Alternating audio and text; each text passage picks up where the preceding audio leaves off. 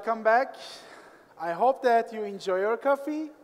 So I couldn't find any time to take a coffee, but it's the Rand's presentation, and I couldn't go out and take a coffee. It's so sad for me. Yeah, it's so exciting for me to introduce Rand Fishkin. And when I started SEO in 2006-07, and the SEO was one of the best inspiration source of mine, even Whiteboard Fridays of Rand, articles, everything.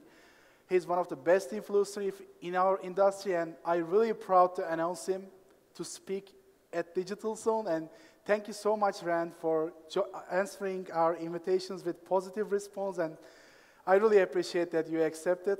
And ladies and gentlemen, Rand Fishkin is on the stage. Woo!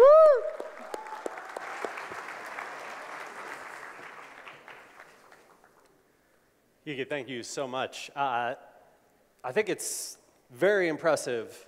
Is it okay if I use this? No, probably not. Let's do that. Incredibly impressive to see what you've built here. I mean, you should be so proud that you're able to put together a company, an agency that serves clients, a conference that attracts hundreds of people and amazing speakers and me.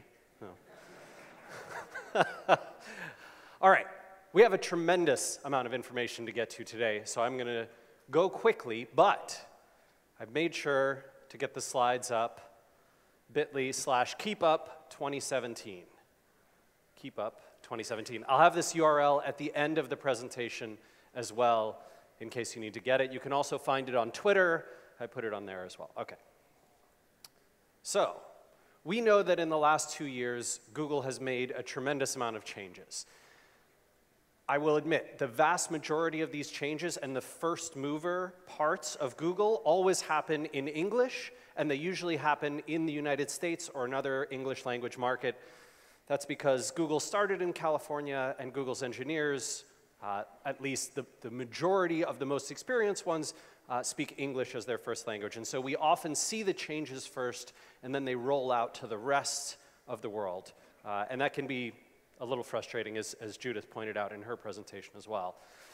So, in the last 2 years, we know about 17 major named or observed algorithm updates. There have surely been thousands more. We've also seen this move to machine learning first from Google as an organization, not just in their search engine. We're seeing the end of the 10 blue links era, certainly in the English language markets, and then rolling out to more and more countries as well. We are seeing, it's like a snow leopard. Pretty. We are seeing AdWords take away data like they're the CIA, the American assholes who do all sorts of terrible things all over the world.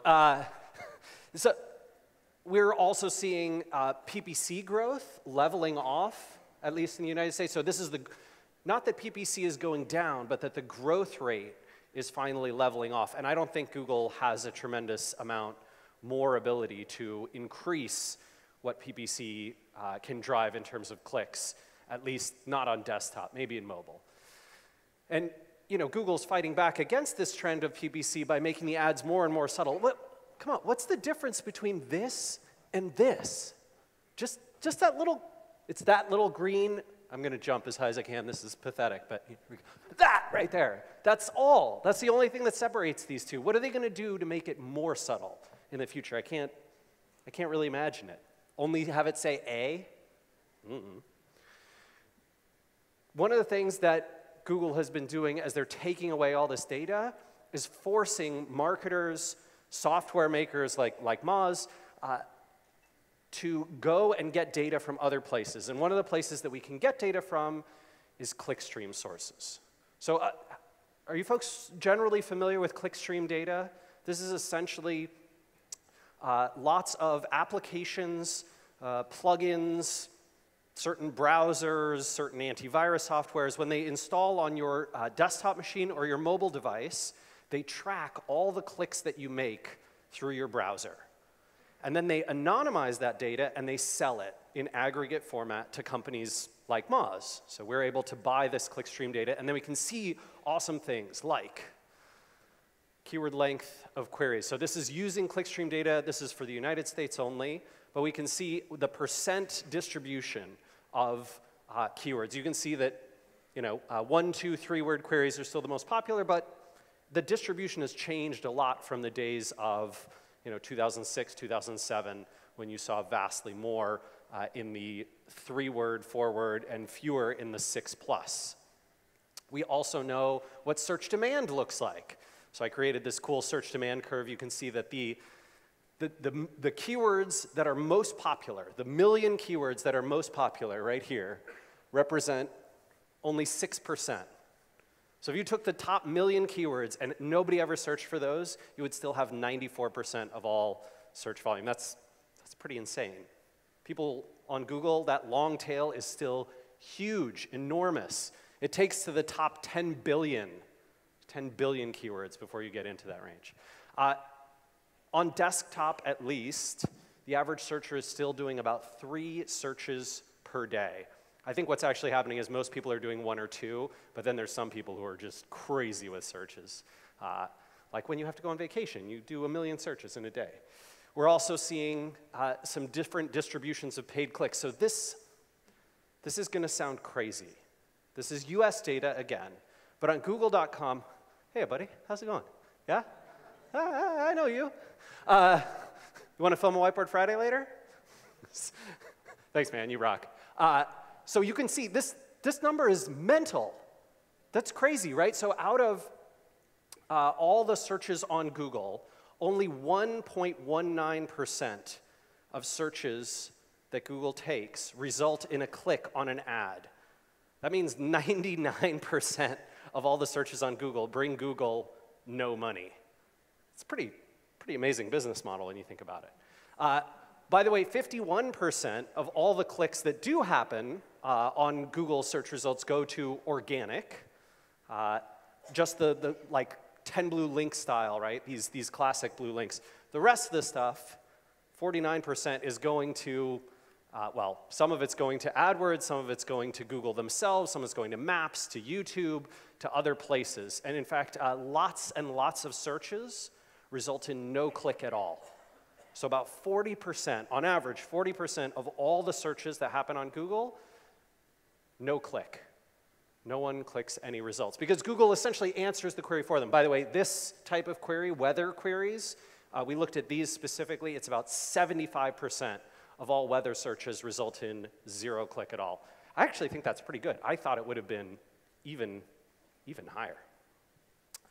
Search suggest, in a lot of these cases, we think is probably biasing some of these behavior, right? So about 25% of all the queries that come through desktop are coming through Chrome Instant. And many of those that may load a result are, of course, resulting in no click. But did the searcher really mean to search for that, or did it just load as someone was typing slowly? Hard to say for certain. In the US, at least, these are the sites, the top 20 sites that receive traffic from Google in order. So YouTube is getting the most traffic. It used to be Wikipedia. They switched up. Facebook, Amazon. By the way, Facebook is really interesting because there's not actually that many pages in Facebook that rank all that well and drive traffic. It's just that so many people go to Google, search Facebook, and then click Facebook because they don't know how to type in the URL and just, I don't know, it's pretty nuts. I don't know what number 18 is. That sounds real weird to me. This is the distribution, right? So we talked about distribution of clicks across traffic. This is distribution from websites. So you can see that there's actually a tremendous amount of bias to the head of the website world. So there's Mozscape, right? Our web index crawls many hundreds of millions of domains. We think there's maybe on the order of 300 or 400 million domains that are sort of active and real and useful on the web. And then there's a ton more that are spam or sketchy or have been abandoned. But you can see that the top 10,000 websites get 62% of all the traffic. So as an SEO, you better be here, right? You cannot be below this. It's not going to work. Okay. So this is a ton of change that's happened in the last couple of years. What does it mean for us? What are we going to do about it? Well, I think there's five big things that I'm going to talk about today that we as marketers can do actively to change our habits and our behaviors in order to better serve this new world of Google. First one, we need to diversify where we get traffic from. We cannot be purely Google reliant. It is too dangerous. I'll show you what I'm talking about. So Google knows where traffic flows on the web, right? They have Google Chrome, they have the new Google Hub, right, for Wi-Fi, they have Android. So they know where a good 70 to 80% of all web visits are going, and of course they can buy data from other places if they want to see the rest of it. I think that we should be savvy to the fact that Google is going to know where traffic starts, where it visits, how it gets there, and where they end up. And if Google knows that your site is getting the vast, overwhelming majority of its traffic from Google themselves, that might be a sketchy signal to them, right? That could be seriously problematic. I would be very, very scared of a website that's getting 90%, 85% of traffic from Google alone. This is SimilarWeb. SimilarWeb obviously collects a ton of Clickstream data. They're based in Israel, but they do a phenomenal job of getting browser data for tens of millions of web users. And then they look at where does traffic come from, where does it go? These are the sources that send traffic on the web. And you know, if you take a look here, search is big. I mean, Google is like 90, 95% of this number, right? So they're around 24% of all traffic. But if you're getting 85 or 90% of your traffic, and Google is only 24% of all web traffic, that's a little sketchy. I would really look at direct, I would look at social, I would look at referring links, type in, that's important stuff. This is YouTube, right? So YouTube and Facebook are kind of neck and neck, well, neck and neck on video, right, in terms of where traffic's going on the web. But when it comes to video, Facebook counts a video view at 3 seconds. 1, 2, 3. Oh, you scrolled too slow. That means we get a video view for Facebook. No. YouTube, you have to watch 30 seconds before they count it as a view. I think that's a real view. I think Facebook, I would ignore that number. So YouTube dominating in video, they're also the world's second largest search engine. If you are thinking about where else should I be getting traffic from, probably YouTube. DuckDuckGo, at least in the United States, is continuing some rapid growth. Outside, not so much. Amazon in much of Western Europe, in South America, Central America, North America, doing very, very well. Obviously, here in Turkey, not as well. But my advice would be don't ignore a search channel just because it's not Google, right? If you are a local small business, you might want to pay attention to something like Zomato or Foursquare or Yelp.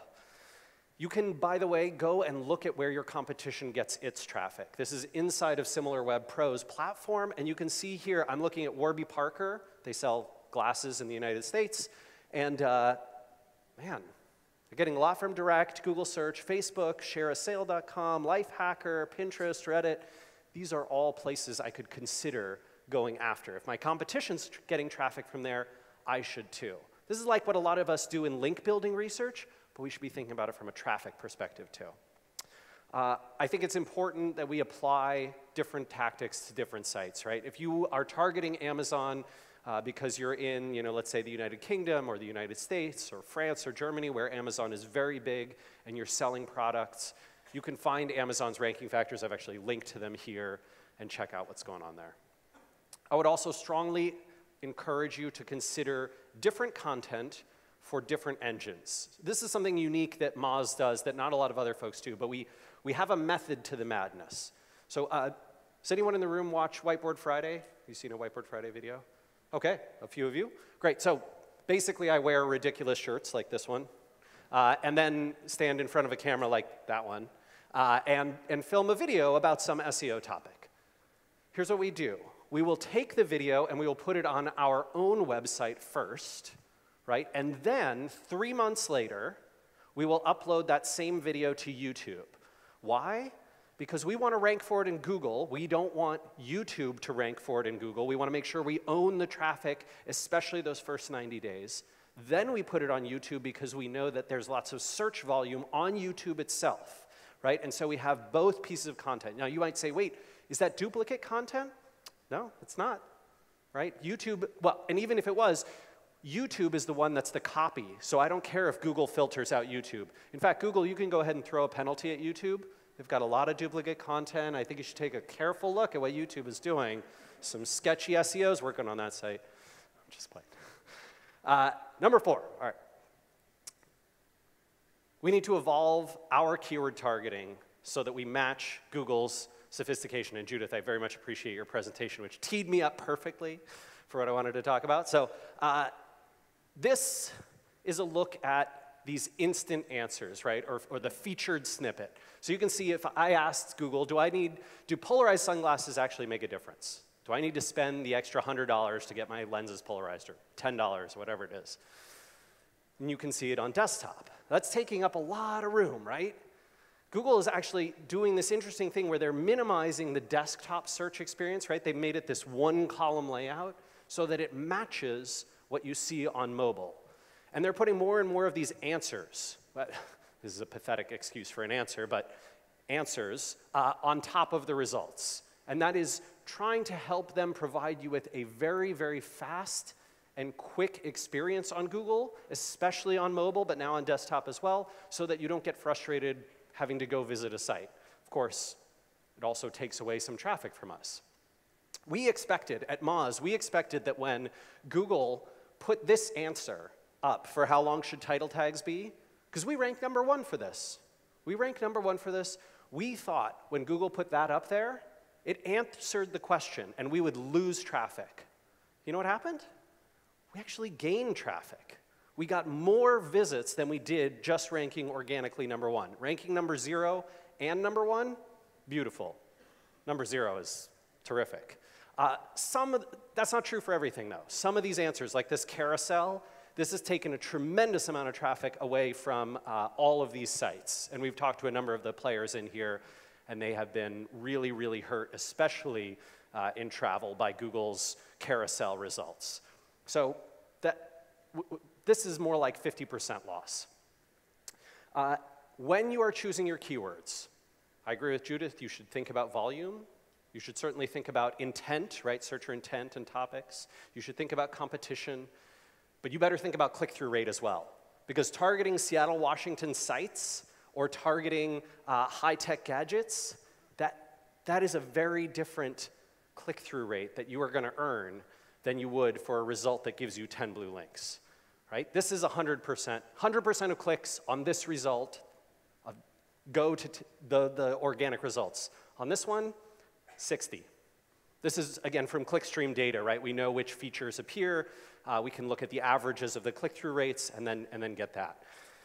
You can make these estimates yourself, right? You can go in, you can say, here's this is my Excel spreadsheet, and it's got my volume and my difficulty, and I'm going to estimate my own click-through rate opportunity.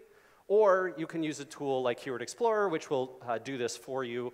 I expect that many other tools, like the ones Judith talked about, will soon use Clickstream Data that they buy and will integrate this and then have their own click-through rate scores so that we can all choose the right keywords based on potential click-through rate. It is possible, by the way, to use SEO to get into those featured snippets. If you want to learn a lot more about that, Dr. Pete has a couple of great blog posts, and I didn't have time to put in this presentation, but Rob Bucci from Stat in Vancouver gave a great presentation at SearchLove and at MozCon about how to do that as well. You can check him out online. Another big problem in the data world for keyword choice, of course, is volume, which Judith mentioned. So we know there's a bunch of weirdness in here. When I say weirdness, what I mean is dirty lies. Dirty, dirty lies. These numbers that you see in average monthly searches, they are ranges. There is no chance that 12,100 people searched for champagne flutes. That is not what happened. What it actually means is it means a range.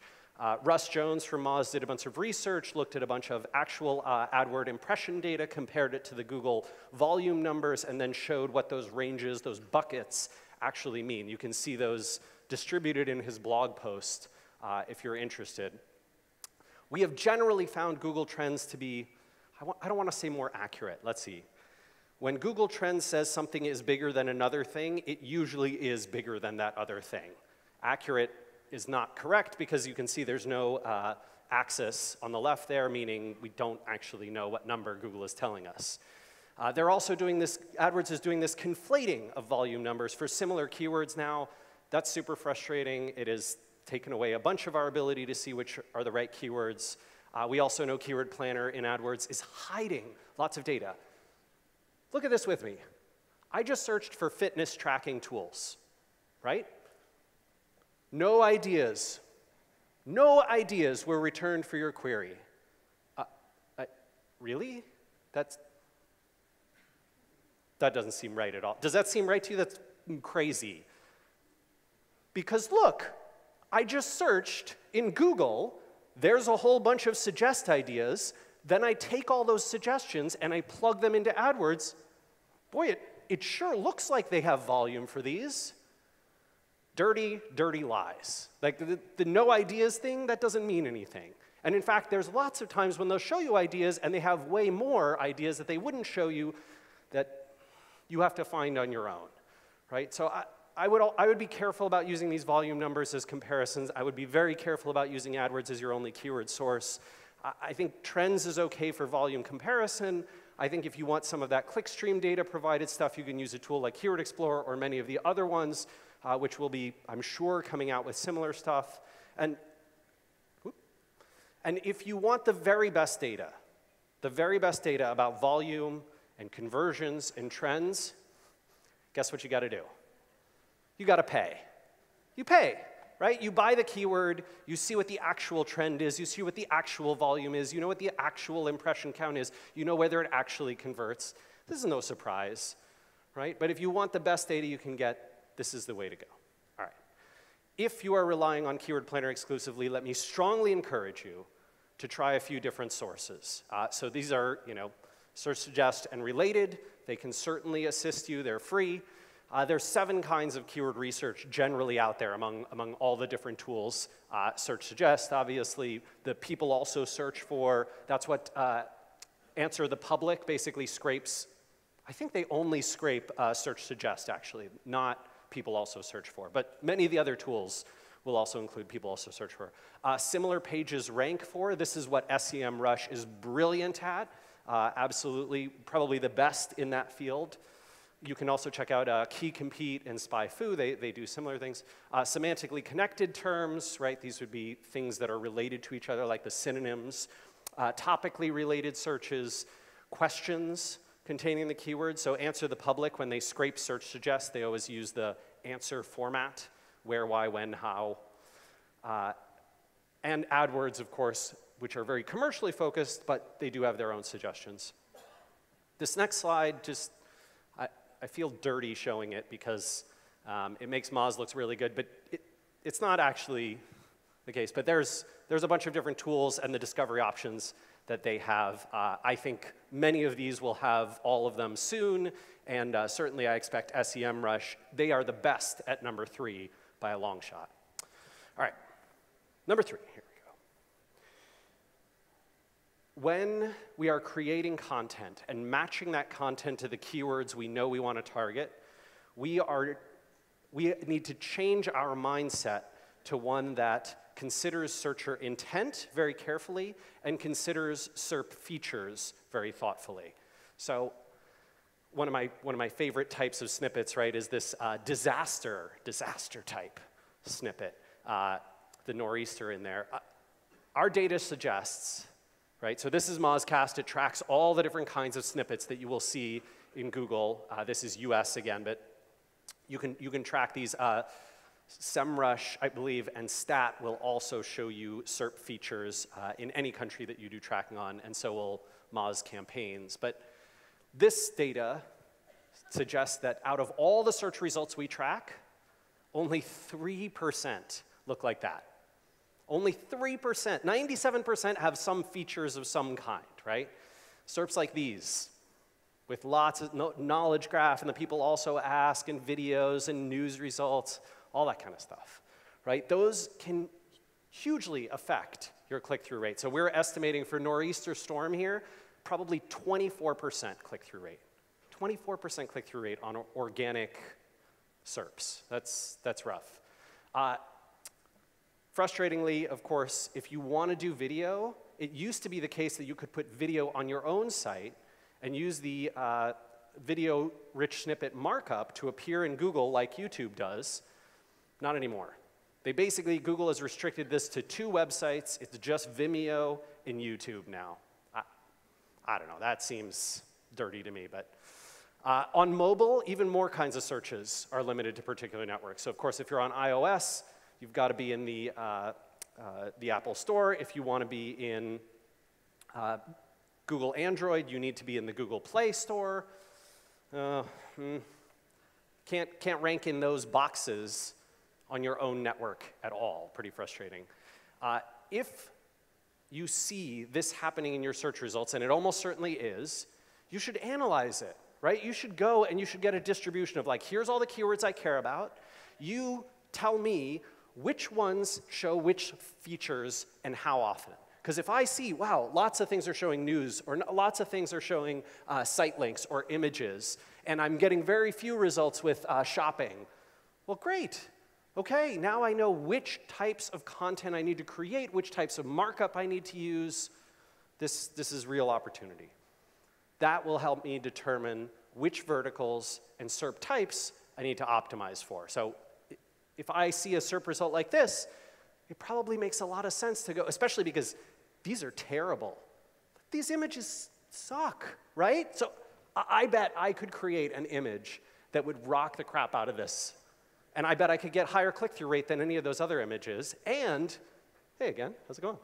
And I bet I could outrank all of these by getting that higher engagement rate. One of the things that we have noticed with image search results is that engagement rate. I don't know what, Google doesn't like to say they use click-through rate, but they totally use it. So just in a complex way, right, where it's not direct. But if you can get an image in here that drives more clicks than any of these other ones through the image results, you will generally do a pretty good job of ranking. If these types of searches, right, if there's certain searches that are impossible to target, my suggestion is that you try and influence search suggest. This is challenging, right? But if your business life depends on it, like a lot of sightseeing tours and those types of folks, if your business life depends on it, there are ways to influence search suggest. They use both the text and anchor text that appears on the web, and they use search patterns. And so if you do advertising or branding campaigns that can influence how people search, you can influence search suggest as well. It's white hat. I mean, this is legit. You want to choose the right platform for your search results. This is not a comprehensive list, but if you have content of these kinds, you should appear in these places. Right? If I'm local, I need to be in Google Maps. I need to be in Apple Maps. I need to be in Big Macs. If I'm doing podcasts, I better be in iTunes. I better be in Libsyn. I better be on Google Play. I better be in SoundCloud. If I'm doing e-commerce, Google Shopping is essential. All those things. We know, too, that Google is getting masterful at understanding search intent. Look at this. I did a search. What's that book about Jews living in Alaska? It is The Yiddish Policeman's Union by Michael Chabon. This doesn't mention any of those words. Right? None of those things appear in there. Google knows what I'm looking for. Here's another one. What's that famous circle of big rocks? Oh yeah, Stonehenge. Solid. Very impressive. They know what I'm looking for. What's the place with all the food stalls in Seattle? Pike Place Market. What about that big underground science wheel in Switzerland? The Large Hadron Collider. Like they know what I mean, right? That is meaning and intent, not keyword matching. Keyword matching, by the way, no longer a true competitive advantage. If you saw Backlinko did a great research study using a number of folks, including Moz and Ahrefs, to put together this new ranking factor study, and they noticed that keyword matching, that is very, very low on the scale of things that, in general, correlate to higher rankings. That's not to say you shouldn't use keywords. You absolutely should. You'd be crazy not to. If you know that lots of people are searching for something, you should probably target that something, and you should talk about it in the same way the searching audience talks about it. But If you expect that to help you rank higher, you're out of your mind. That just gives you a chance to rank. On-page SEO, just not satisfied by raw keyword use. One of the things that we have noticed that does strongly correlate, and that was in the backlinko ranking factors and in search metrics new ranking factors, is that related terms and phrases, right? Those do line up with, do correlate with higher rankings in general. So for example, if I wanted to rank in here for the keyword growth hackers, I should probably be using words like, what have I got here? Marketers, startup growth, growth hacking, Quora, Airbnb. Airbnb is a very, very frequent example used by folks who talk about growth hacking. Just like if I wanted to rank for Istanbul neighborhoods, I should probably use, here's my pronunciation challenge, Shishli? No? Was that terrible?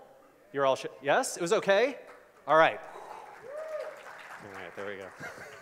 Right, so don't make a page about Istanbul neighborhoods that doesn't include the word Shishli. That's crazy. All right. It's still really smart to use keywords. You can see that if you want to be in the results, you should be there. But matching your content to what the searchers are actually seeking, that is critical too. Keyword matching is not going to get you there. My on-page SEO list for 2016 and beyond, intelligent keyword use, in all the places we've done so in the past, use of smart related topics, serving those keywords with matching intent together on one page, meaning if someone searches for Istanbul neighborhoods and Istanbul city districts, those should probably be on the same page because they have the same searcher intent, right? Thorough answers.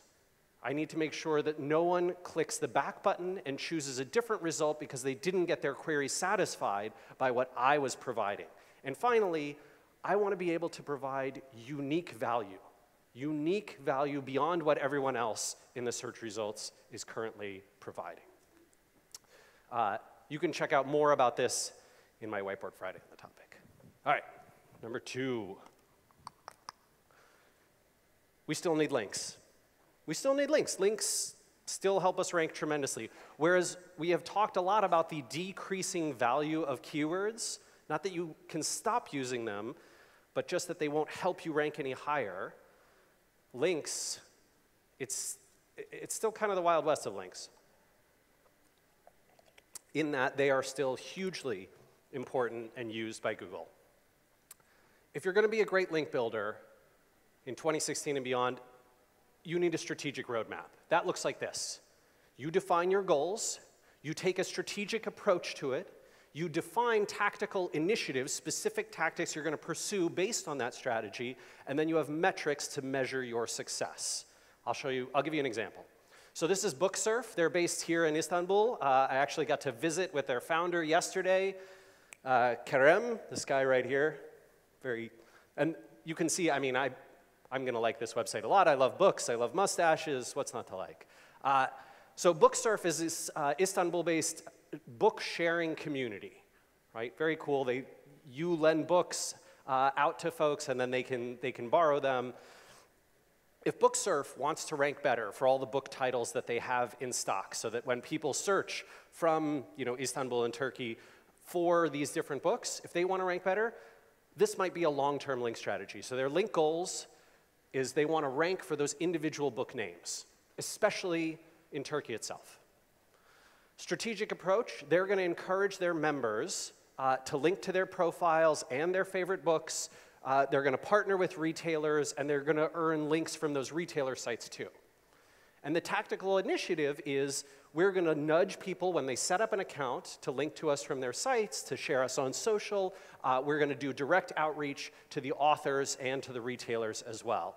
And our metrics are going to be, well, it's broken a little bit, but links from members, links and mentions from the authors and retailer sites, ranking for key terms, and search visits.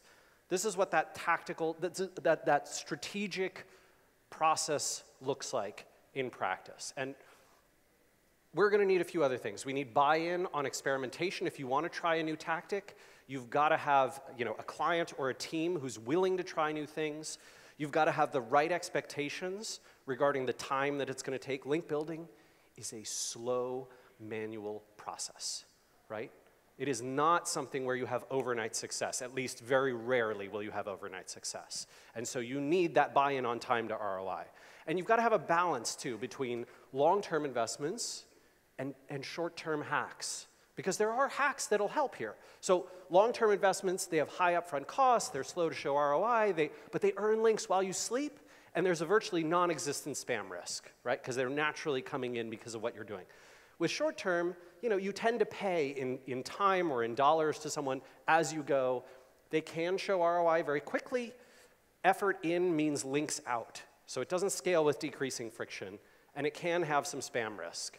So what I see is great link builders focus on their flywheel, right? So flywheel, basically, this giant wheel concept is that it takes a lot of energy to get the flywheel started, right? Tremendous amount of energy to get started. But once it starts going, momentum carries it. And friction decreases every revolution of that wheel. So Moz looks like this, right? Moz's flywheel, essentially, we do keyword research, we get some information out the industry, we publish content on that front, we push it to our email and RSS subscribers, we promote it via our social channels, we earn links and amplification from that. Now we can grow those channels so the next time we push out content, it's easier to reach that audience. We grow our domain authority, we earn search traffic, and now we can rank for more and more competitive keywords, and the process starts all over again. Take a journey back with me. If you visited Moz in 2006, which was a couple of years after I started the blog, I was lucky if any piece of new content I pushed out led to one link, even one link. But in 2016, pretty much every single post we publish earns links because that flywheel has scaled and scaled and it's turned and turned, and now it's going so fast, we barely have to do anything except hit publish, right? That's kind of cheating, but that's how a flywheel works. Moz, our business is built on content. For someone like Dollar Shave Club, they're built on press and media. For a site like Dribbble, they're built on user-generated content and community, sort of like how I talked about BookSurf might be. Almost every flywheel that you'll find out there will encounter friction, meaning that some part of that equation doesn't work well. And that is when hacks work brilliantly, right? Growth hacks can help you accelerate that flywheel. They're not necessarily evil or spammy or bad. They can be really useful when you pair them with the right strategy. So there's tons of hacks out there.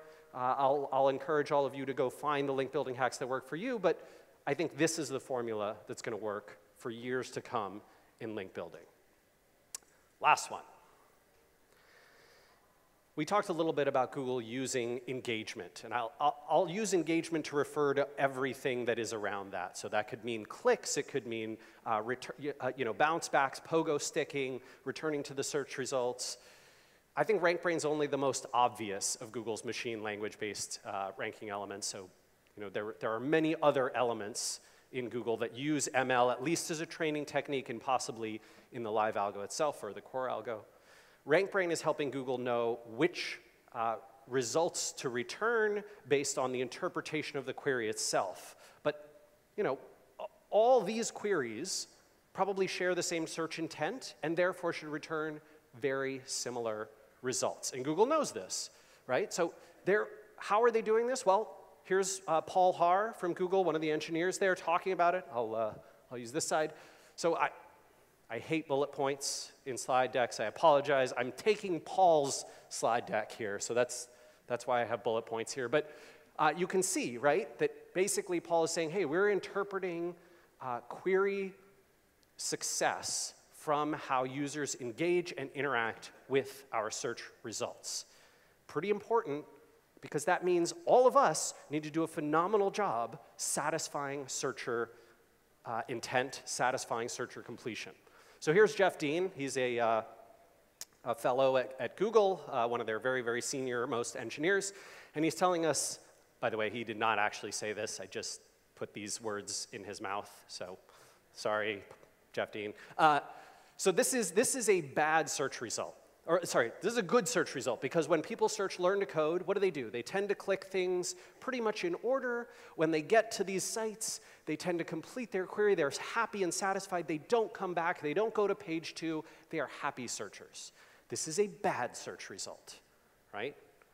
What happens when people search for this? Well, they scroll really far down, they go to page 2, page 3, they're not satisfied, they click a result, and then they click back because it didn't answer the query for them.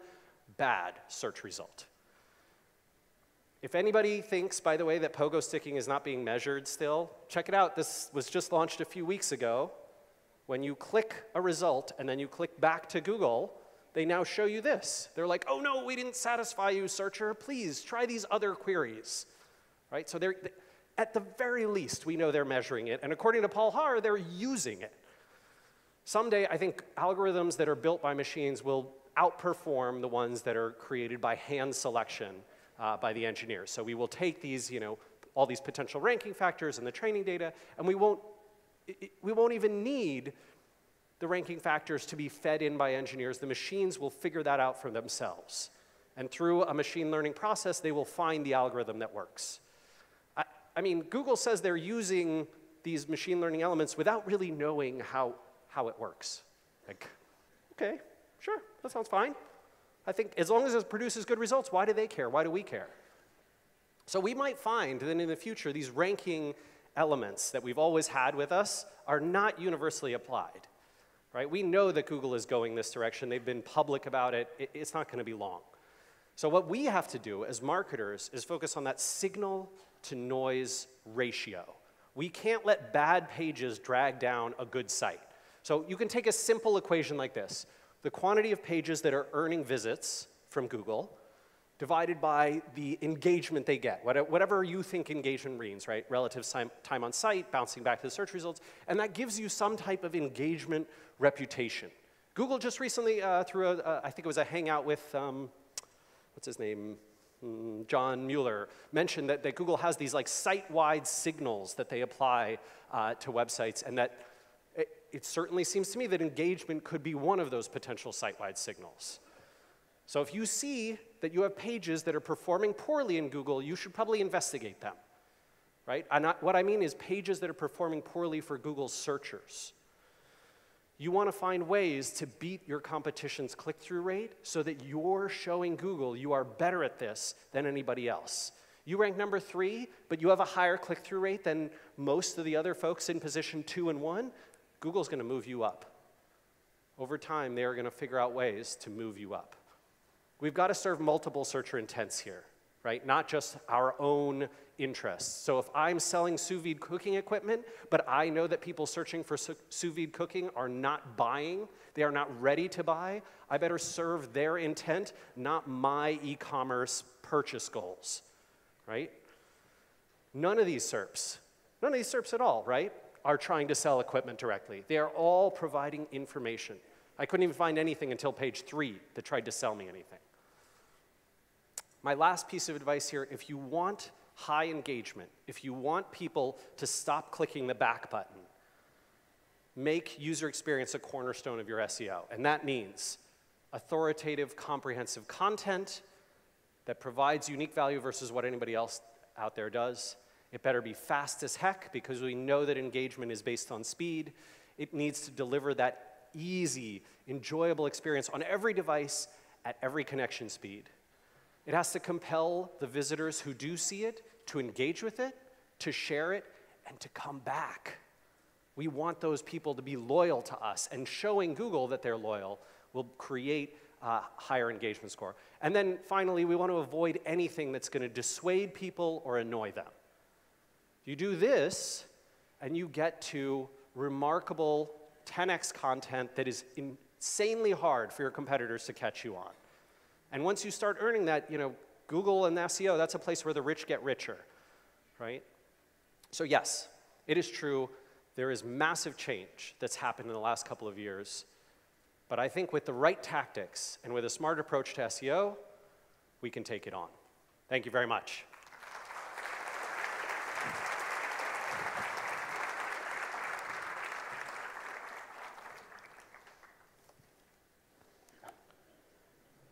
I think that we can get some questions still. Great. Let me check the time. Yeah. I can translate your Turkish questions, and then there's no chocolate, but there is rent. So, any question you want to ask? I think there's a couple over here. Right there.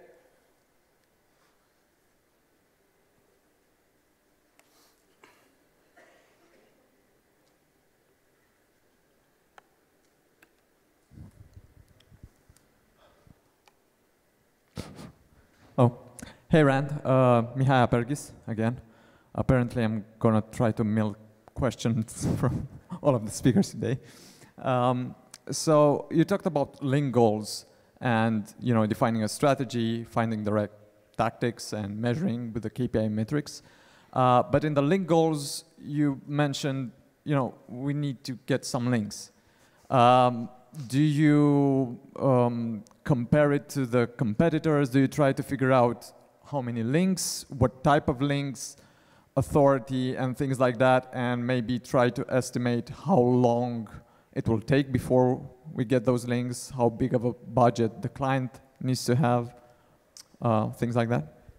I'll be honest, generally I don't do that upfront work to try and estimate that, that delta. I think that the reason I don't is because the degree of digging in and trying to figure out here's all the link types and here's the different counts from every different type and here's the overlap between places they have links and places we don't. I actually feel like the broad metrics of quantity and quality, which you can get from, if you use Moz or you use Ahrefs or Majestic, you can get those in the count of linking domains, the DAPA, right, domain authority, page authority, or for Ahrefs that's called, what's it called? Domain rank, yes, thank you. And then for Majestic, it's like trust flow and citation flow. Those are generally good enough, right? Like, you could dig in, you could spend a bunch of time, but that doesn't help your client.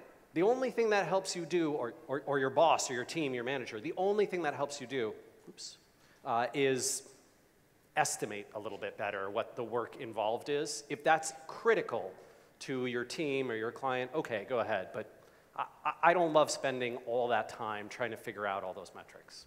Okay, thanks. Yeah. Two over here, yeah.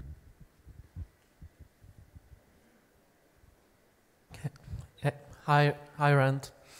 Yeah, I want to ask about, we talked here about the classic SEO, actually. I want to ask you now, YouTube search optimization and App Store optimization is very new concepts, and our clients are asking us about them, but right now, in my opinion, there's nothing to do, actually.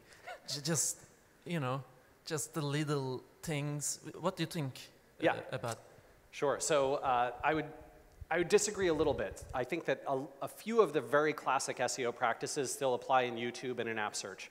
Those are, it turns out, YouTube and apps are places where keyword matching is still very powerful, right? So like if you call your video something very precise, you'll probably outrank someone who has higher engagement and more views on a video that is not as precisely named as the keyword search. Google's a bit more, old school, very specific keyword matching on YouTube. And they're even more that way on app search, at least in most places. Not everything, but many, many things. They assume that every query you enter into app search and YouTube has this like very keyword specific intent. Now, the next piece of those is both of those rankings that we've seen are based on, I'm going to say engagement, but it's a different kind of engagement. So YouTube, a lot of stuff is based on video views and how far people made it through the video and how many of the people who viewed the video made it through that far. You'll also see that embeds of YouTube videos and links to YouTube videos have some influence there. I encourage you to check out a great blog post from Phil Nottingham, who was with Distilled and is now with Wistia. He did a blog post all about how YouTube tends to rank videos. For app search, you can do the same thing. There's a post on the Moz blog from the folks at Tune. And I think his name's Ian Sefernik, did a great blog post about all the app ranking factors. But again, engagement very high. So number of installs, the ratings that people get, all that kind of stuff. Do be aware, when it comes to app search, people search for brands. They search for the name of apps in the app world. Only very rarely do they actually search for, you know, I want a travel app that helps me find stores. Like, nobody searches for that. They search for TripAdvisor or Yelp or Zomato or whatever it is. I was about to ask the same question because in Inbound 14, you had a question like this, I remember, and your answer was extremely similar with like this. Yeah. You said that brand search are still dominant. I was about to ask that, are you still continuing to think like this? And yes, you confirmed it. But with one exception, actually. And the one exception is when you're on a mobile device and you are searching google.com rather than the App Store, the apps that Google will show you tend to be much broader. So for example, if you search for graphing calculator on your mobile, Google will show you apps oftentimes ahead of the organic results that have graphing calculator features. Or if you search for you know, travel app, or if you search for tower defense games, they'll show you apps that they think match that intent. So that's the one caveat to app search being so brand focused. Yeah. Very short question. Okay. You type circular monolithic sculpture and Google lists Stonehenge. Is it just in English or other languages like Turkish as well? Unfortunately, my Turkish searching is not great. So I'm sure, like, Yige could probably answer that question better than I could. But we have seen them get much better at it in a lot of Western European languages, so Italian, French, Spanish, German, and I think Dutch as well. I have heard that it's pretty poor in the Scandinavian countries, so Swedish and Norwegian, it's not so good. So I think it's one of those things where they need a lot of data to learn, and then they need engineers to put time against it country by country. But how have you seen it in Turkish? I don't have any exact experiments to do before, but I think that is It's working pretty well? Here's a question. Like, can you, in Turkish, do a search for me like this? Like, do a search, real time, yeah. Tall, the Turkish equivalent, however you think of this, but like tall building where man tried to fly Istanbul, right? And it should, if it's smart, it should bring back Galata Tower, right? So if not, then, you know, it has some work to do. Bir insanın üzerinden uçtuğu uzun binanın adı. That was exactly how I was going to do it. I hope so. The results are not impressive. It's like the tallest buildings and the Burj Khalifa, Wikipedia, and... Okay. Okay, great. Hazarefendi Ahmet Çelebi'nin uçtuğu bina. I think it will work. Wikipedia, Hazarefendi Ahmet Çelebi. Hazarefendi Ahmet Çelebi really fly over Galata Tower, maybe. It's on audio content. Yeah. It's getting there. It's getting there. Yeah, it's getting. So, but it's not like... Not as good. Yeah. Yeah, not as good. Rüya tabiri? Yeah, maybe we can train it. It might be much more relevant for Turkish content. All right, you guys, thank you so much for having me. I really appreciate it. Cheers.